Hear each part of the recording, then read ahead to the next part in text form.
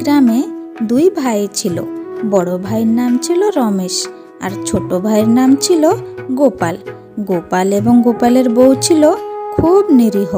তবে বড় ভাই রমেশ এবং রমেশের বউ ছিল খুব লোভী প্রকৃতির লোক।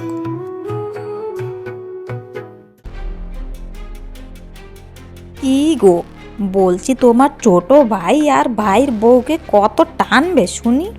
বাবা মা তো এখন নেই, জমি বাড়ি চাষবাস সবটাই তো তুমি দেখো, তোমার কথাই সব হয়।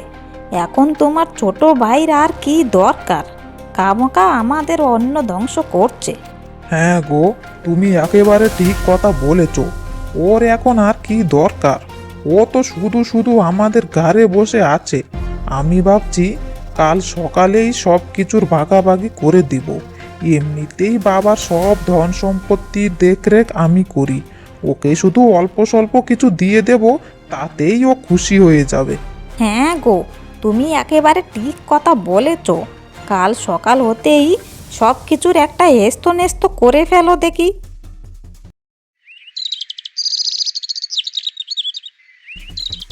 শোন গোপাল, বাবা মা তো এখন আর নেই। তোদের আমি আর বসে বসে খাবার দিতে পারবো না, তাই ভাবছি আজ সব কিছুর ভাগাভাগি করে দিব। তুই কি বলছিস দাদা? আমি কখন বসে বসে থাকি? আমি তো সারাক্ষণ জমিতে কাজ করি। তুই তো শুধু ঘরে বসে বসে সব কিছুর হিসেব রাখিস, আর কোনো কাজ কাম করিস না। কি বললি তুই? আমি বসে থাকি আর তুই কাজ করিস?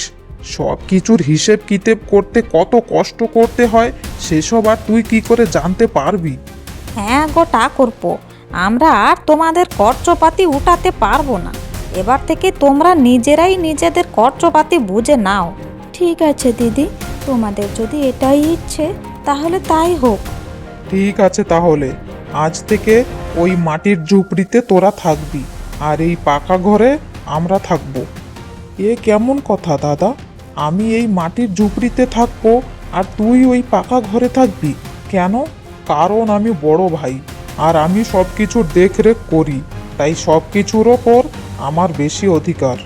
আচ্ছা ঠিক আছে, এবার জমি জমা আর গরু গায়ের ভাগাভাগি কর। তোর আরও ভাগ চাই? তোকে ওই ঘর দিয়েছি, সেটা নিয়েই খুশি থাক, বুঝেছিস? তুই কেমন কথা বলছিস দাদা? আমাকে যদি তুই কিছুই না দিস, তাহলে আমি কি করে নিজের পেট পুষবো বলতো? ঠিক আছে, তাহলে তোকে গরু ছাগলের ভেতর থেকে ওই ছাগলটা দিলাম, আর জমির ভেতরে ওই দক্ষিণ দিকের জমিখানা, ওটা তোকে দিলাম। ওই দক্ষিণ দিকের জমি, ওটা তো ছোটবেলা থেকেই দেখে এসেছি শুকনো, ওখানে কোনো চাষবাস হয় না। আজ পর্যন্ত ওখানে একটা ঘাস গজাতেও দেখিনি। আর ওই ছাগল নিয়ে আমি কি করব? চাষবাস কি করে করব আমি ছাগল দিয়ে? একটা গরু অন্তত দে, যেটা দিয়ে আমি চাষবাস করে পেট পুষবো। দেখো ঠাকুরপো, তোমাকে যেইটুকু দেওয়া হয়েছে সেটাই অনেক। তুমি ওইটুকু নিয়েই ভালো থাকার চেষ্টা করো, বুঝেছো? গোপাল, তোকে আর বেশি কিছু দিতে পারবো না। যা দিয়েছি তাই নিয়ে ভালো থাক, বুঝেছিস? চলো গিন্নি, ঘরে চলো। কি গো, কি করবে কিছু ভেবেছো? এই সংসারটা কি করে চালাবে? তাই তো ভাবছি গো গিন্নি, কি করব? দাদা যেই জমিখানা দিয়েছে তাতে তো কোনো ফসল ফলবে না। এখন আমাকে অন্য কোনো কাজ খুঁজতে হবে। বলছি খুব ভালো কাজ করেছো গো, ওদেরকে কিছু দাওনি, আর যেইটুকু দিয়েছো তাতে তো কোনো কাজই হবে না। হ্যাঁ গো গিন্নি, ওই গোপাল তো একেবারে বোকা। বাবার সব ধন সম্পত্তি এখন আমার। ও শুধু ওই শুকনো জমি আর মাটির ঝুপড়ি নিয়েই থাকুক। তাছাড়া এবার তো চাষ করে আমাদের খুব কামাই হয়েছে। গোলা ভর্তি ধান চাল ডাল সব আছে। পুরো বছর পার ওপর পা তুলে বসে বসে খেতে পারবো।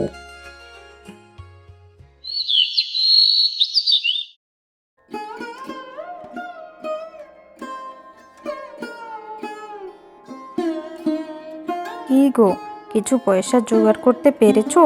ঘরে যে কিছুই নেই খাওয়ার জন্য। আমি সব রকম চেষ্টা করছি গো, কিন্তু কোনোভাবেই কোথাও কাজ খুঁজে পাচ্ছি না। বলছি যে তোমার দাদার কাছে গিয়ে কিছু সাহায্য চাও না, উনি তো তোমার দাদা হন, উনি তোমায় নিশ্চয়ই সাহায্য করবেন। কিন্তু গিন্নি, আমার মনে হয় না দাদা আমাদের সাহায্য করবে। দেখলে না সেদিন কেমনভাবে সব সম্পত্তি নিয়ে গেল। সেদিন দাদা একটু বেশি রেগেছিলেন, হয়তো তাই অমন বলে দিয়েছিলেন। তুমি যাও দাদার কাছে, উনি তোমায় নিশ্চয়ই সাহায্য করবেন। ঠিক আছে গিন্নি, তুমি যখন এত করে বলছো তাহলে দাদার কাছে একবার গিয়ে দেখি কোনো সাহায্য পাই কি না।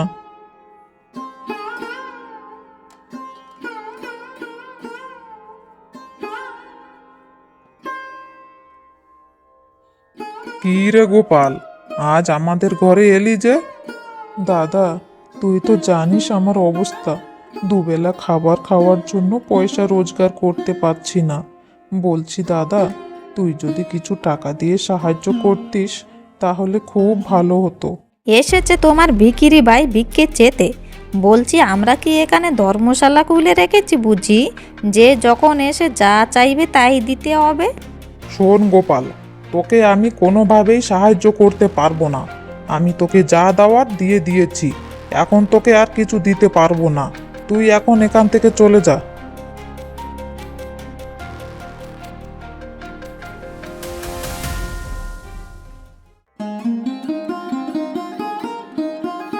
কি হয়েছে গো, এমন মুখ শুকিয়ে ফিরে আসলে যে?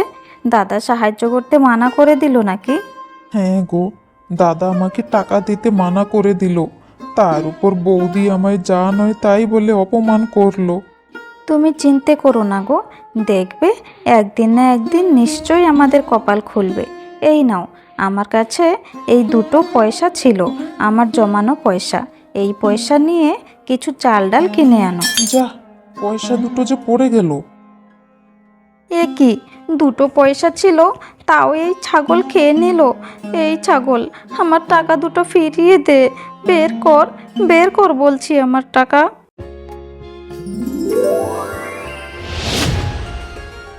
এ কি গো, এ আমি কি দেখছি? এ যে সোনার টাকা।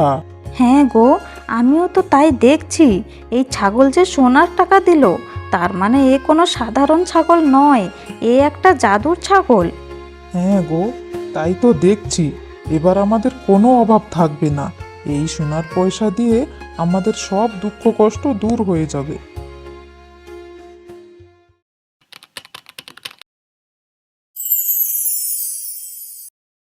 কি গো, তোমার ভাই কি কোনো গুপ্তধনের খোঁজ পেয়ে গেল নাকি? কেমন কিছুদিনের ভেতরেই বড় বাড়ি ঘর বানিয়ে ফেললো, সোনার গয়না কত কি বানিয়ে ফেললো। তাই তো দেখছি গো, ওই ভিখিরি গোপাল এই কয়েকদিনের ভেতর কেমন করে এত বড় লোক হয়ে গেল, ব্যাপারটা দেখতে হচ্ছে।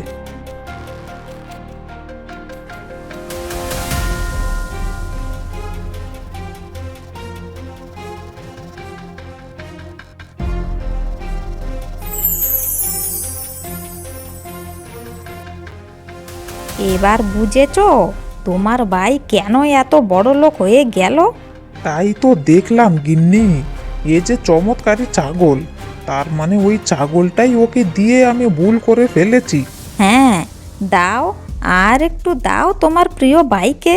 এবার বুঝতে পেরেছো তো নিজের ভুলটা, কত বড় ভুল করে ফেলেছো তুমি। এখন ওসব কথা বাদ দাও, কাল সকাল হতেই ওই ছাগলখানা তোমার ভাইয়ের কাছ থেকে নিয়ে আসো।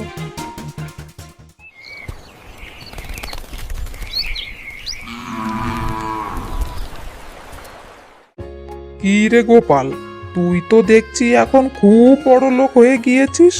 তোর পার মোটেও মাটিতে পড়ছে না। ওই না তো দাদা, আমি কখনো বড় লোক হওয়া নিয়ে অহংকার করিনি। আয়, ভেতরে আয় দাদা। না না, আর বেশি আধিক্যতা দেখাতে হবে না। আমরা এখানে এসেছি আমার ছাগলখানা ফিরিয়ে নিতে। তাড়াতাড়ি আমার ছাগলখানা আমাকে ফিরিয়ে দে। তুই কি বলছিস দাদা? ওই ছাগল তো সম্পত্তির ভাগাভাগিতে আমার ভাগেতে পড়েছে। এখন আমি আমার ভাগের ছাগল তোকে কেন দিব? আমি আমার ছাগল দেব না।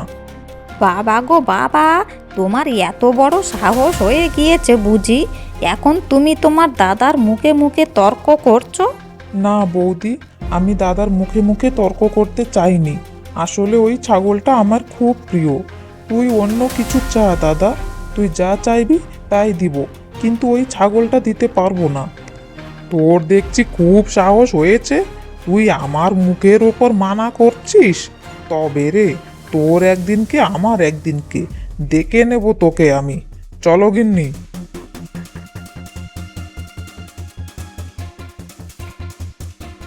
কি গো, ছাগলটা তো দিল না, এখন কি করবে?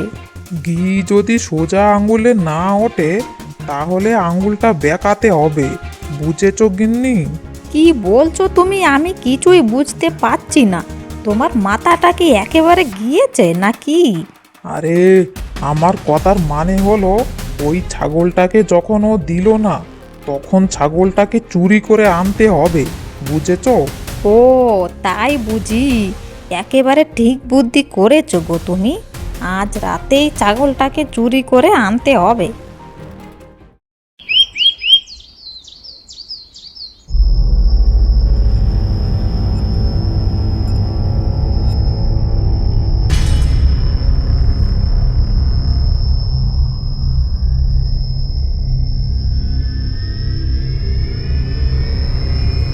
ছাগলটা তো নিয়ে এসেছি, তাড়াতাড়ি আমাদের যত জমানো টাকা আছে সে সব আনো। সবগুলো টাকা একেবারে সোনার টাকা বানাবো। এই নাও গো, টাকা পয়সা যা ছিল সব নিয়ে এসেছি। এই সব ছাগলকে খেতে দাও।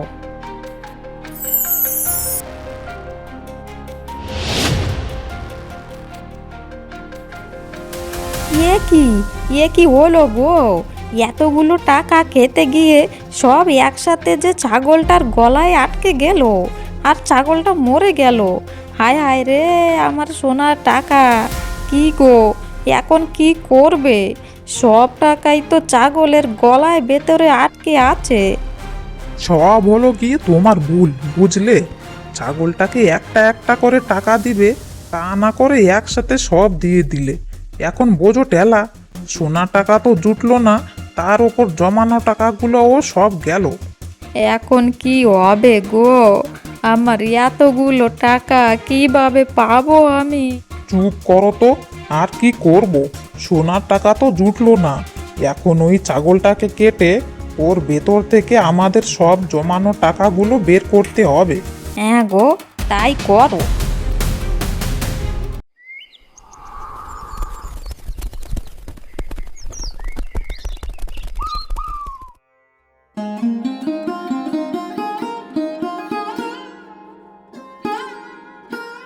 কি গো, আমাদের ছাগলটাকে দেখেছো? সেই সকাল থেকে খুঁজছি, কিন্তু কোথাও পাচ্ছি না। কোথায় যে চলে গেল? আজ আমিও ছাগলটাকে সকাল থেকে দেখছি না গো, ছাগলটা যে কোথায় চলে গেল। নিশ্চয়ই এটা তোমার দাদা আর বৌদির কাম। ওরা নিশ্চয়ই ছাগলের চমৎকারের কথা জানতে পেরেছে, তাই তো কাল ছাগলটাকে চাইতে এসেছিল। কিন্তু তুমি না দেওয়াতে ওরা ছাগলটাকে চুরি করে নিয়েছে। আমারও তাই মনে হয় গো, ওরা ছাগলটাকে চুরি করে নিয়েছে। এখন যে কি করি? আমাদের এখন আর কিসের চিন্তে গো? আমাদের কাছে এখন যত ধন সম্পত্তি আছে তাতে আমরা সারা জীবন বসে বসে খেতে পারবো।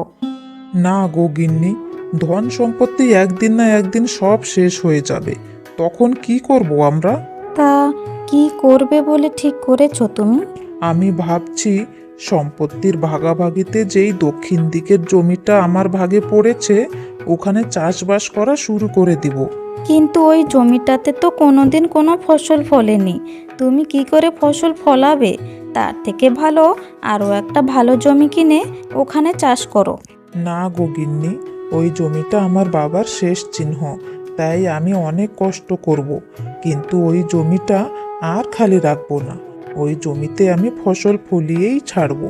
আমি কাল থেকেই চাষের কাজ করতে শুরু করে দেব।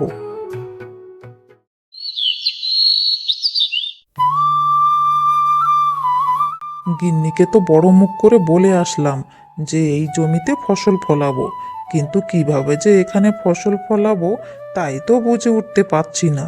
দেখি, চেষ্টা করে দেখি কি হয়।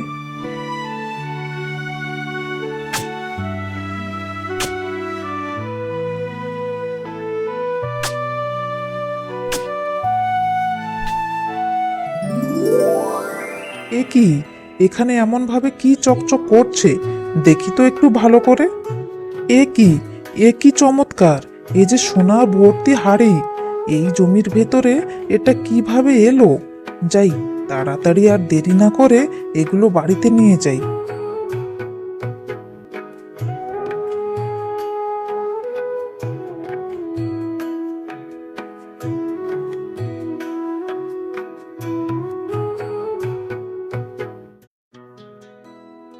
এ কি গো, তুমি তো এই কিছুক্ষণ আগেই গেলে ওই শুকনো জমিতে নাকি ফসল ফলাবে, আর এত তাড়াতাড়ি বাড়িতেও ফিরে এলে, আর তোমার হাতে ওটা কি?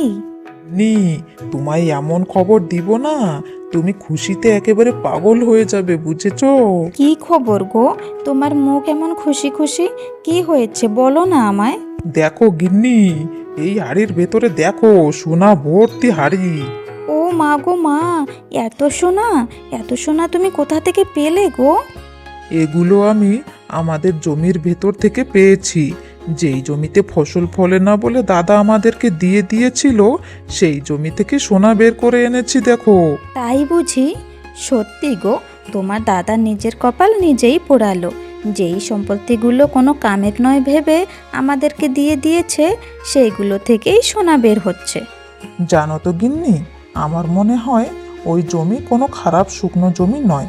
আসলে আগের লোকেদের কাছে নিজেদের সোনা গহনা রাখার ভালো জায়গা ছিল না, তাই তখনকার লোক, যেমন আমাদের ঠাকুরদারা ওই জমিতে সব সোনা গহনা লুকিয়ে রেখেছিল, আর সবাইকে মিথ্যে কথা বলে দিয়েছে যে ওই জমিতে কোনো ফসল ফলে না।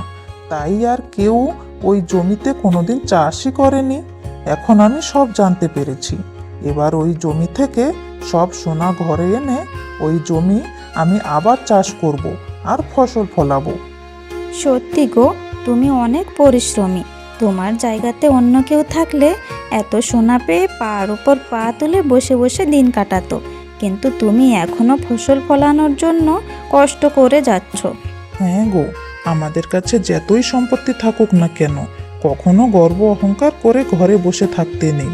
আমাদেরকে আমাদের কর্ম করে চলতে হয়, কারণ কার অবস্থা কখন কি হয়ে যাবে কেউ জানে না। বসে খেলে সমুদ্রের বালিও শেষ হয়ে যায়। তুমি একেবারে ঠিক কথা বলেছ গো। সত্যি, তোমার মতো স্বামী পেয়ে আমি ধন্য।